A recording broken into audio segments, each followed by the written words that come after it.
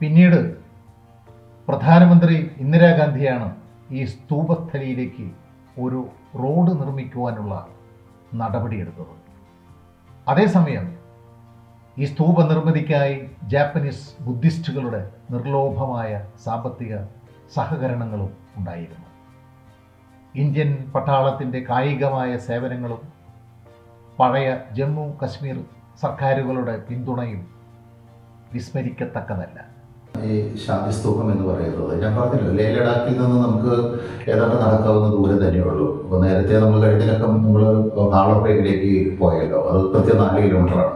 അവിടുന്ന് കുറച്ചുകൂടെ മുന്നോട്ട് പോയി കഴിഞ്ഞാൽ 2 കിലോമീറ്റർ കൂടെ മുന്നോട്ട് പോയി കഴിഞ്ഞാൽ നമുക്ക് ശാന്തി സ്തൂപത്തിലെത്താൻ സാധിക്കും. നമുക്ക് വിശ്വോത്തരമായ ശാന്തിയുടെ സമാധാനത്തിൻ്റെ ഒരു ബൗദ്ധ സ്തൂപമാണ് ഇത്. ഇതേക്കുറിച്ചുള്ള കഥകളെല്ലാം നമുക്ക് കേൾക്കാം. ചാങ്സ്പ ഗ്രാമത്തിലെ ഒരു കുന്നിൻ മുകളിലാണ് ഈ സ്തൂപം നിലകൊള്ളുന്നത്.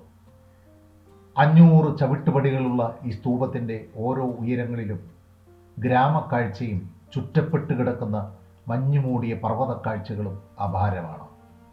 എന്നിരുന്നാലും വളരെ സാവധാനം വേണം ഈ സ്തൂപത്തിൻ്റെ ഉയരങ്ങളെ പ്രാപിക്കാൻ. നംഗ്യാൽ സീമോ ബൗദ്ധാശ്രമത്തിൻ്റെ അകലത്തല്ലാത്ത കാഴ്ചയും ആനന്ദകരമാണ്.